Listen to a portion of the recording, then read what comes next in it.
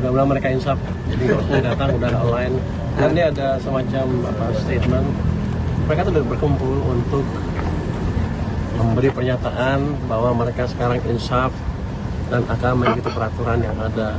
Tapi beberapa perusahaan yang leadernya malah nggak mau, mereka bilang nggak usah karena Indonesia nggak akan berubah, pejabatnya gampang disogok, kira-kira begitu.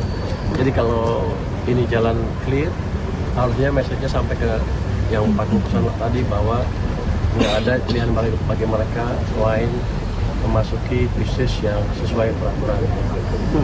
Informasi awal yang Bapak dapatkan sampai langsung menindak langsung ke TKP apa Pak? Oh, kita dapat beberapa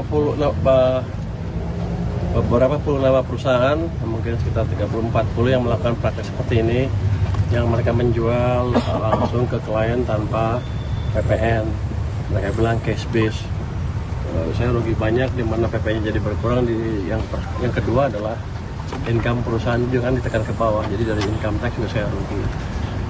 Kita ingin perbaiki itu supaya ke depan nggak ada lagi praktek seperti ini, supaya ada persaingan yang fair di pasar. Kalau perusahaan melakukan ini kan harganya lebih murah dibanding perusahaan yang betul-betul menjalankan usahanya sesuai dengan peraturan. Itu nggak fair, seolah kita menghukum orang yang baik. Jadi ini salah satu tindakan yang memberikan sinyal ke para pemain itu jangan melakukan hal seperti ini lagi. Mereka klaim zaman kemarin katanya pejabat Indonesia bisa disogok supaya mereka bisa lancar menjalankan bisnisnya. Sekarang saya buktikan kita tidak bisa disogok. Kalau main-main ya kita hajar terus. Tapi tadi kalau pegawai sih baik-baik, katanya memperbaiki bersama. Saya pikir itu langkah terbaik, semuanya memperbaiki praktek bisnis bersama-sama ke depan. Pak, tadi kan ini kan untuk PT Power Steel Mandiri, ini kan kali pertama berarti ya Pak? PSN. PSN berarti ya Pak ya? Power Steel Mandiri. PT Power Steel. Katanya nggak boleh namanya. PSI ya? Oke, itu dalam informasi yang Bapak sampaikan, ini dugaan pengembangannya seperti apa atau kerugian yang sudah Bapak informasi kumpulkan berapa Pak? Saya dengar ada potensi sampai 500 miliar. Untuk satu perusahaan ini Pak? Dua perusahaan. Untuk PSN salah satu lagi, perusahaan satu lagi. Jadi jadi cukup besar. Kalau kita lihat sampai 40 perusahaan kan lumayan gede tuh. Kita prediksi 4-5 triliun berkurangnya income kita. Jadi ini walaupun kelihatannya perusahaannya, memang kalau manufacturing seperti ini ya kayak kumuh, tapi mereka produksinya full. Nanti kalau demandnya kencang lagi, ketika ekonomi makin tumbuh lebih cepat lagi, ini akan hidup lagi. Tapi kita harapkan kan bayar pajaknya pas sesuai dengan ketentuan dan tidak menimbulkan distorsi di pasar. Pak, tadi kan Bapak belum bertemu dengan para petinggi dari perusahaan ini Pak ya, namun dari para karyawan kooperatif ini kira-kira apa langkah Bapak? Kan Bapak belum bertemu dan sudah ada tantangan seperti itu, apakah Bapak akan bersikap lebih keras lagi Pak atau memberikan warning kepada mereka terkait jangan main-main dengan Purbaya? Jangan main-main dengan Indonesia maksudnya. Jadi kita akan biarkan proses berjalan, nanti staf saya akan manggil yang punya. Saya dengar yang punya sudah di BAP berkali-kali. Yang penting nanti message-nya harus sampai ke mereka dan ke teman-teman pelaku bisnis sejenis bahwa kita nggak main-main. Tapi saya nggak akan ketemu dia langsung, mungkin nggak sempat, dia sekarang aja kabur. Tapi nanti staf saya akan memanggil mereka untuk memastikan dia mengerti apa yang kita kerjakan dan ke depan akan ikut dengan peraturan yang ada. Sudah berapa tahun Pak ini mereka beroperasi dengan skema manipulasi dan seperti ini Pak? 2010. Dari 2010, tapi saya nggak tahu manipulasi sejak kapan. Tapi yang jelas beberapa tahun terakhir sepertinya melakukan hal tersebut.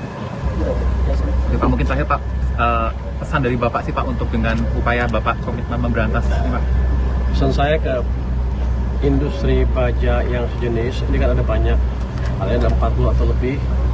Jangan lagi lakukan praktek-praktek seperti ini, membypass penjualan dengan membypass pembayaran PPN atau dengan cara membayar penjual secara cash base, karena akan kita kerja dari kalau saya nggak tampun kalau di proses kelawan ya kita tangkap dan kita akan hukum sekeras-kerasnya kalau memang melawan negara. Pak, selain PSI ada perusahaan lain kah yang memang ada beberapa. Saya bilang tadi kan saya punya 40 list perusahaan yang sejenis yang terlibat praktek yang sejenis.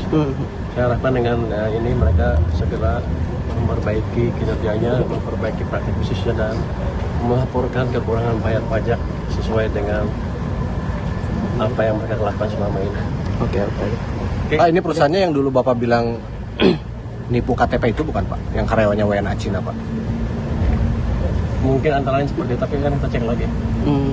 Ke depan ada perusahaan yang Bapak datangi lagi Pak, kira-kira? Mudah-mudahan mereka insaf. Jadi kalau saya datang udah online. Nanti ada semacam statement. Mereka tuh udah berkumpul untuk memberi pernyataan bahwa mereka sekarang insaf dan akan mengikuti peraturan yang ada. Tapi beberapa perusahaan yang leadernya malah nggak mau. Mereka bilang nggak usah karena Indonesia nggak akan berubah, pejabatnya gampang disogok, kira-kira begitu. Jadi kalau ini jalan clear, harusnya message-nya sampai ke yang 40% tadi bahwa nggak ada pilihan bagi mereka selain memasuki bisnis yang sesuai peraturan.